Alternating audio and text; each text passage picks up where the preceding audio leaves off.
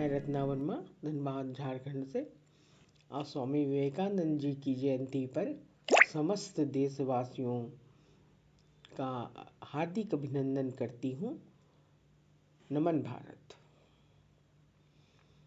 नमन। जय भारत। जय भारत के सपूत स्वामी विवेकानंद जी को सत सत नमन वंदन करती हूँ और उनके विचारों को आपके समक्ष रखती हूँ। ध्यान से सुनिएगा। सब प्रकार का विस्तार ही जीवन है और सब प्रकार की संकीर्णता मृत्यु है।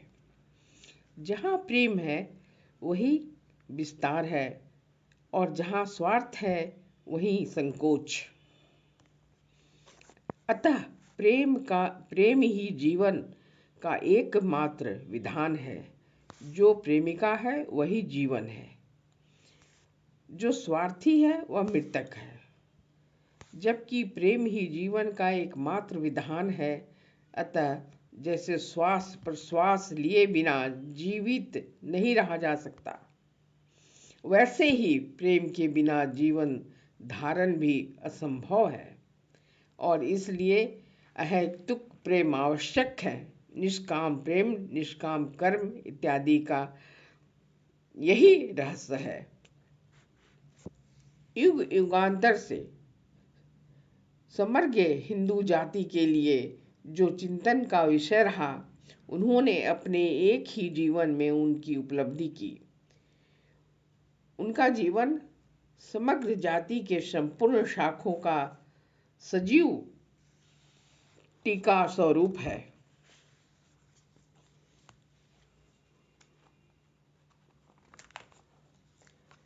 सब शास्त्रों का कथन है कि संसार में जो त्रिविध दुख हैं वे नैसर्गिक नहीं हैं और वे हट सकते हैं।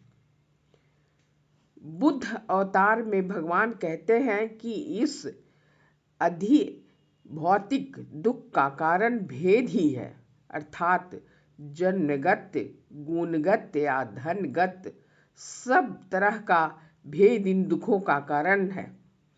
आत्मा में लिंग, वर्ण या आश्रम का इस प्रकार का कोई भेद नहीं होता और जैसे कीचड़ के द्वारा कीचड़ नहीं धोया जा सकता, उसी तरह से भेदभाव से अवैध साधित होना असंभव है। कृष्ण अवतार में वे कहते हैं कि सब दुखों का मूल अविद्या है और निष्काम क्रम चित्त को शुद्ध करता है, परंतु किमित इत्यादि कर्म क्या है और अकर्म क्या है, इसका निर्णय करने में महात्मा भी मोह में पड़ जाते हैं। जिस क्रम के द्वारा इस आत्म भाव का विकास होता है वही कर्म है और जिसके द्वारा अनात्म भाव का विकास होता है वही अकर्म है। अतएव कर्म या अकर्म का निर्णय व्यक्तिगत, देशगत और कालगत परिस्थिति के अनुसार होना चाहिए। जी, तो स्वामी जी की कही बातों को अपने मन में उतारना है और उन्हीं के आदेशों का पालन करना है। मेरा आदर्श, तो कहते हैं कि मेरा आदर्श अवश्य ही थोड़े से शब्दों में कहा जा सकता है और वह है मनुष्य जाति के उसके दिव्य स्वरूप का उपदेश देना तथा जीवन के प्रत्येक क्षेत्र में उसे प्रकट करने का उपाय बताना। एक बात जो मैं सूर्य के प्रकाश की तरह स्पष्ट देखता हूँ वह यह कि अज्ञान ही दुख का कारण है और कुछ नहीं। जगत को प्रकाश कौन देगा? भूतकाल में बलिदान का नियम था और दुख है कि युगों तक ऐसा ही रहेगा।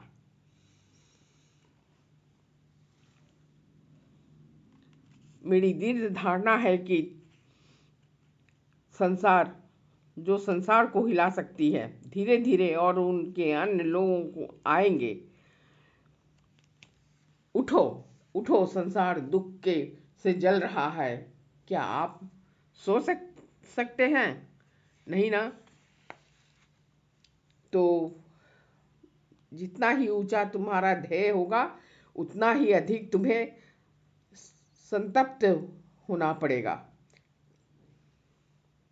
कारण यह है कि संसार में अथवा यह जीवन में भी आदर्श नाम की वस्तु की उपलब्धि नहीं हो सकती। जो संसार में पूर्णता चाहता है वह पागल है, क्योंकि वह हो ही नहीं सकती। जी, तो ये गूढ़ रहस्य है और स्वामी जी की कही हुई बातें हैं। तो इसको अपने जीवन में उतारिए और अगर हमारी प्रस्तुति अच्छी लगे तो सब्सक्राइब और लाइक कमेंट्स ज़रूर करें। जय हिंद, जय भारत, जय स्वामी जी।